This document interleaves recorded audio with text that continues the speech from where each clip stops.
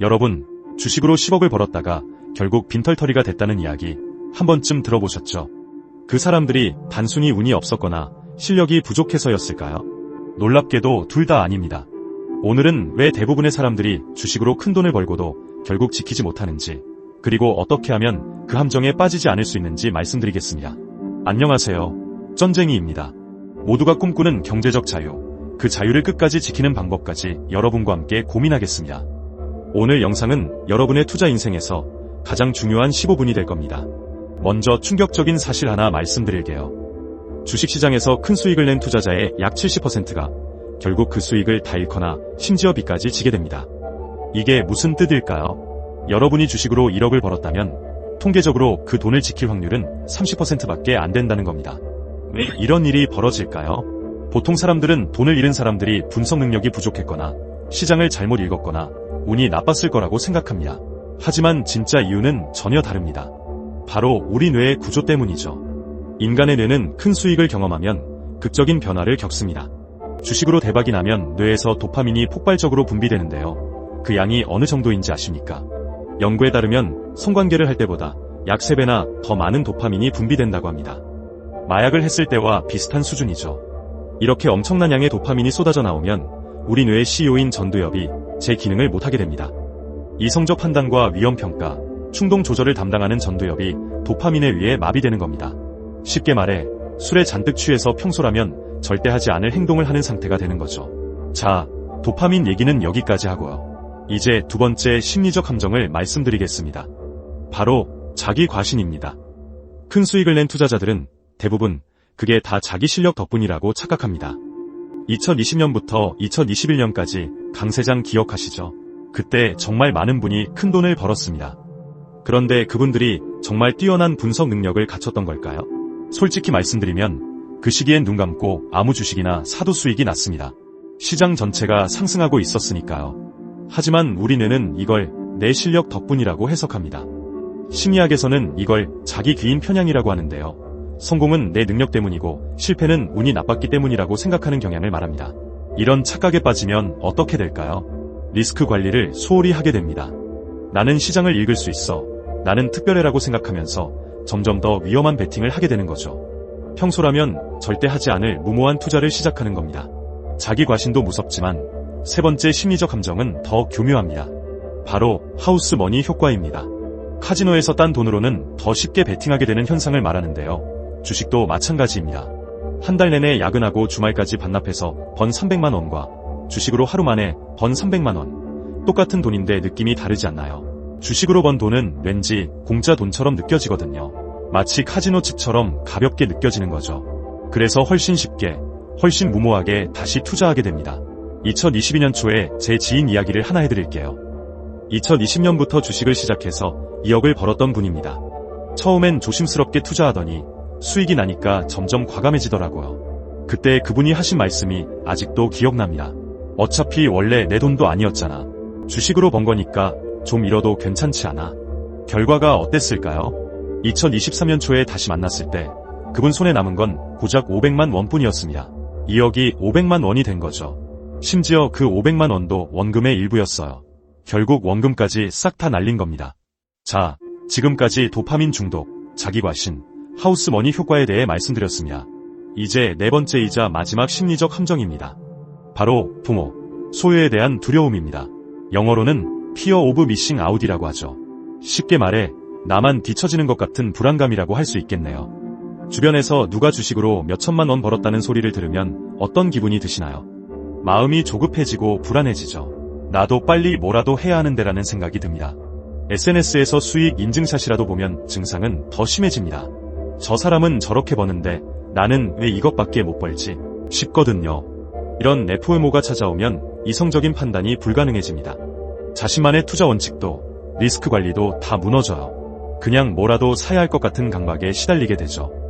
그리고 이런 상태에서 내리는 결정은 대부분 최악의 타이밍에 이루어집니다. 파티가 거의 끝나갈 무렵 모두가 흥청망청 놀고 있을 때 뒤늦게 그 파티에 뛰어드는 꼴이죠. 그러고 나면 곧 음악이 멈춥니다. 남들은 다 손실을 보기 시작할 때 여러분은 막 투자를 시작한 상태가 되는 겁니다. 자, 여기까지가 우리가 살펴본 4가지 심리적 함정입니다. 도파민 중독, 자기 과신, 하우스 머니 효과, 그리고 에포모. 이것들만으로도 충분히 위험합니다.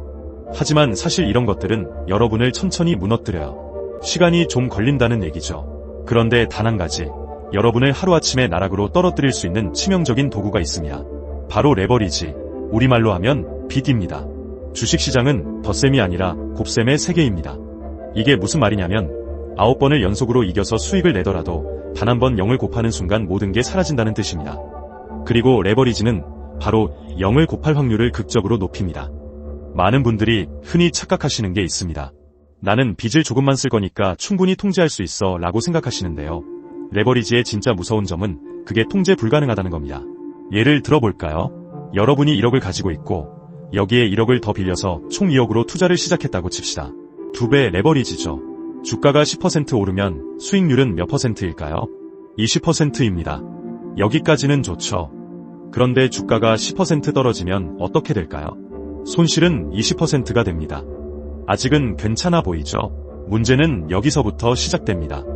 주가가 30% 떨어지면 손실은 60%가 됩니다. 내 원금 1억이 순식간에 4천만 원으로 쪼그라드는 거죠. 더 무서운 건 따로 있습니다. 주가가 50% 떨어지면 어떻게 될까요? 여러분 계좌는 0원이 됩니다. 아니, 0원도 아니죠. 마이너스가 됩니다. 증권사에 빚을 지게 되는 겁니다. 사실 실제로는 거기까지 가지도 않습니다. 왜냐하면 증권사가 중간에 강제로 여러분의 주식을 팔아버리거든요. 이걸 반대매매라고 하는데 이게 하필 최악의 타이밍에 일어납니다. 주가가 바닥을 찍었을 때 곧 반등할 수도 있는 바로 그 순간에 강제로 손실을 확정시켜버리는 겁니다. 2020년 3월 코로나 폭락장 기억하시나요? 그때 수많은 투자자들이 반대매매를 당했습니다. 그리고 그 이후 시장이 반등했을 때 그분들은 그저 구경만 해야 했습니다. 이미 계좌가 텅 비어버렸으니까요. 제가 아는 한 투자자는 삼성전자를 5만 원대에 샀다가 레버리지를 쓰는 바람에 코로나 때 4만 원대에서 반대매매를 당했습니다. 그런데 몇 달 뒤 삼성전자가 8만 원을 넘어갔죠. 만약 레버리지를 쓰지 않았다면 60% 수익을 냈을 텐데 레버리지 때문에 오히려 손실을 보고 시장에서 퇴출당한 겁니다. 반대매매도 무섭지만 레버리지에는 또 다른 치명적인 문제가 있습니다. 바로 심리적 압박입니다. 빚을 지고 투자하면 매일매일이 고문이나 다름없습니다. 주가가 조금만 떨어져도 식은땀이 나고 밤에 잠을 잘 수가 없죠. 이런 상태에서 과연 올바른 판단을 내릴 수 있을까요? 불가능합니다. 그래서 많은 전문가들이 입을 모아 말합니다. 주식시장에서 오래 살아남고 싶다면 절대 레버리지를 쓰지 마라. 워렌 버핏도 비슷한 말을 했죠. 빚을 내서 투자하는 건 장전된 총을 가지고 노는 것과 같다. 자, 여기까지 들으시면 이런 생각이 드실 겁니다. 그럼 도대체 어떻게 하라는 거야? 수익을 내고 그걸 지키려면 뭘 해야 하는데? 좋은 질문입니다. 지금부터 그 실전 방어 시스템을 말씀드리겠습니다. 첫 번째, 수익금 강제 인출입니다. 이건 정말 중요해요. 큰 수익이 났을 때 그 돈을 주식 계좌에 그대로 두면 안 됩니다. 왜냐하면 그건 현실의 돈이 아니라 그저 숫자에 불과하거든요. 모니터에 찍힌 숫자는 언제든 다시 베팅하기가 너무 쉽잖아요. 그래서 수익이 나면 최소한 절반은 무조건 인출하세요. 그리고 그 돈을 진짜 내 돈으로 만드세요. 적금을 들든 대출을 갚든 아니면 예금에 넣어두든 상관없습니다. 핵심은 주식 계좌에서 일단 빼내는 거예요. 제 지인 중에 이걸 철저히 지키는 분이 계세요. 수익률 30%를 찍으면 무조건 절반을 인출해서 적금을 넣거든요. 2020년부터 이 원칙을 지켰는데 주식 계좌에 있는 돈은 별개로 치고 적금으로만 8천만 원을 모았다고 하더라고요. 만약 이분이 수익금을 안 빼고 계좌에 계속 뒀다면 어땠을까요? 아마 2022년 하락장 때 다 날렸을 겁니다. 하지만 수익금을 미리 빼둔 덕분에 하락장에서도 그 현금만큼은 안전하게 지킬 수 있었던 거죠. 두 번째, 투자의 안시골입니다. 큰 수익을 내고 나면 최소 한 다른 주식을 쉬세요. 아예 앱을 지워버리는 것도 좋습니다. 왜냐하면 뇌에 쌓인 도파민을 씻어내야 하거든요. 도파민은 중독성이 강해서 한번 맛을 보면 계속 더 강한 자극을 원하게 돼요. 큰 수익을 낸 직후에 더 큰 욕심을 부리다가 투자하면 100% 실패합니다. 그래서 한 달 정도는 주식에서 완전히 손을 떼고 본업에 집중하거나 취미 생활을 하면서 멘탈을 리셋해야 합니다. 쉽지 않다는 거 알아요. 시장은 매일 움직이고 기회는 계속 보이는 것 같으니까요. 하지만 진짜 기회는 여러분이 정신 차리고 돌아왔을 때도 언제나 그 자리에 있습니다. 세 번째, 2% 룰입니다. 이건 전문 트레이더들이 쓰는 리스크 관리 원칙인데요. 한 번의 거래에서 총 자산의 2% 이상은 절대 잃지 않도록 비중을 조절하는 겁니다. 예를 들어 1억 원을 운용한다면 한 번의 거래에서 최대 200만 원까지만 잃게끔 투자하는 거죠. 만약 A라는 주식이 10% 떨어지면 손절하겠다는 계획이라면 2천만 원어치만 사는 겁니다. 그러면 손실이 나도 200만 원, 즉 총 자산의 2%로 방어할 수 있죠. 왜 하필 2%일까요? 계산해보면 답이 나옵니다. 2%씩 손실을 본다고 가정하면 10번을 연속으로 틀려야 파산하거든요. 50번 연속으로 잃을 확률이 얼마나 될까요? 거의 0에 가깝죠.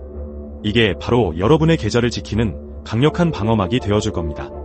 반대로 한 번에 20%씩 베팅하면 어떻게 될까요? 5번만 연속으로 잃어도 바로 파산입니다. 그런데 5번 연속으로 잃는 건 생각보다 흔하게 일어날 수 있는 일이죠. 실제로 많은 투자자가 이런 식으로 무너집니다. 네 번째는 추적 손절매입니다. 영어로는 트레일링 스톱이라고 하는데요. 주가가 오를 때 손절가도 함께 따라 올리는 기법입니다. 예를 들어볼까요? 만원의 주식을 샀고 처음에 손절가를 9,000원으로 잡았다고 칩시다. 그런데 주가가만 2,000원까지 올랐어요. 이때 손절가도만 1,000원으로 함께 올리는 겁니다. 고점 대비 8에서 10% 정도 아래로 말이죠. 주가가 계속 올라서만 5,000원이 되면요. 손절가도만 3,500원으로 올립니다. 이렇게 하면 어떤 일이 벌어질까요? 최악의 경우에도 수익을 확정 지을 수 있습니다. 설령 주가가 폭락하더라도만 3,500원에 자동으로 매도되니까 결과적으로 35%의 수익은 챙길 수 있는 거죠. 이 기법의 가장 큰 장점은 감정을 완전히 배제한다는 겁니다. 주가가 떨어지기 시작하면 우리는 항상 조금만 더 기다리면 다시 오르겠지라는 생각을 합니다. 이런 미련 때문에 수익이 손실로 바뀌고 작은 손실이 큰 손실로 커지는 겁니다. 하지만 추적 손절매를 설정해두면 시스템이 알아서 매도해주니 미련을 가질 틈조차 없습니다. 요즘은 많은 증권사 앱에서 이 기능을 지원합니다. 조건부 주문이나 자동매매 메뉴를 찾아보세요. 설정만 해두면 여러분이 자는 동안에도 일하는 동안에도 시스템이 알아서 작동합니다. 자, 지금까지 말씀드린 4가지 방법 기억하시죠? 수익금 인출, 안식월, 2%룰, 그리고 추적 손절매. 그런데 이 모든 걸 실천하기 위해 반드시 알아야 할 핵심이 하나 있습니다. 바로 이 시스템들이 의지력이 아니라 구조로 작동해야 한다는 점입니다. 왜냐하면 의지력만으로는 본능을 이길 수 없기 때문입니다. 나는 욕심 안 부려, 충분히 통제할 수 있어 라고 생각하시는 분들이 많지만 솔직히 말씀드리면 불가능합니다. 도파민이 터지고 전두엽이 마비된 상태에서 의지력으로 버티겠다는 건 술 취한 사람이 나 괜찮아, 운전할 수 있어 라고 말하는 것과 똑같습니다. 그래서 감정이 개입할 수 없는 기계적인 시스템이 필요한 겁니다. 수익금 인출도 자동이체로 걸어두시고 추적 손절매도 시스템으로 설정하세요. 여러분의 판단에 맡기면 안 됩니다. 자, 이제 마지막 핵심 원칙을 말씀드리겠습니다. 투자는 얼마를 버느냐의 게임이 아니라 얼마를 잃지 않느냐의 게임입니다. 많은 사람들이 수익률에만 집착합니다. 올해는 무조건 50% 수익 내야지. 저 사람은 100% 벌었다는데 나도 할 수 있지 않을까. 이런 생각들을 하죠. 하지만 진짜 투자 고수들은 다르게 생각합니다. 이번 투자에서 내가 감당할 수 있는 최대 손실은 얼마인가? 워렌 버핏의 투자 원칙 한 번이 뭔지 아시나요? 돈을 잃지 마라. 그럼 2번은요? 1번 원칙을 절대 잊지 마라. 농담처럼 들리겠지만 아주 진지한 조언입니다. 투자에서 가장 중요한 건 일단 살아남는 거니까요. 그럼 왜 손실을 최소화하는 게 중요할까요? 시장은 언제나 우리에게 기회를 줍니다. 하지만 그 기회를 잡으려면 여러분이 계속 시장에 남아있어야 합니다. 단 한 번의 실수로 퇴출당하면 아무리 엄청난 기회가 와도 그림의 떡일 뿐이죠. 2008년 금융위기를 떠올려보세요. 그때 파산한 사람들은 그 뒤에 이어진 10년의 강세장을 누리지 못했습니다. 2020년 3월 폭락장 때 반대매매로 쫓겨난 사람들도 그 이후에 2년 상승장을 놓쳤죠. 시장에서 퇴출당하는 순간 모든 기회는 사라집니다. 그래서 여러분이 집중해야 할 건 대박이 아니라 생존입니다. 어떻게 하면 다음 기회까지 살아남을까? 어떻게 하면 최악의 상황에서도 내 계좌가 0이 되지 않게 할까? 이걸 먼저 고민해야 합니다. 수익은 그 다음 문제입니다. 일단 살아남기만 하면 수익은 자연스럽게 따라옵니다. 시간이 여러분의 편이 되어줄 테니까요. 하지만 죽으면 끝입니다. 게임 오버죠. 자, 여기까지가 핵심 원칙이었습니다.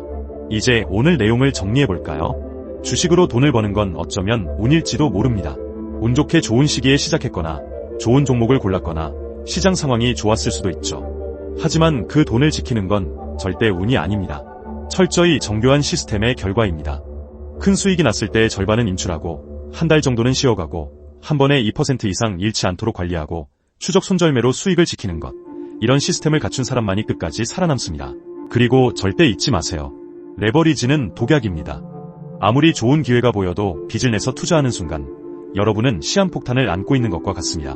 언젠가는 반드시 터지게 되어 있죠. 여러분이 목표로 해야 할 건 1년에 10배 버는 것이 아니라 10년 동안 살아남는 것입니다. 10년만 살아남으면 복리의 마법이 여러분을 부자로 만들어줄 겁니다. 하지만 1년 만에 10배를 노리다가는 앞으로 다가올 10년의 기회 자체를 날려버릴 수 있다는 사실을 명심하세요. 시장은 감정적으로 움직이는 사람들의 돈을 시스템을 갖춘 사람들에게 옮겨주는 거대한 기계와 같습니다. 여러분은 과연 어느 쪽에 서고 싶으신가요? 오늘 영상이 도움이 되셨다면 구독과 좋아요 부탁드립니다. 여러분은 어떤 방식으로 소중한 수익을 지키고 계신가요? 댓글로 여러분의 생각을 들려주세요. 경제적 자유를 꿈꾸는 것도 중요하지만 그 자유를 지키는 방법을 아는 것은 훨씬 더 중요합니다. 전쟁이는 여러분이 그 자유를 얻고 또 끝까지 지킬 수 있도록 계속 함께하겠습니다. 다음 영상에서 뵙겠습니다.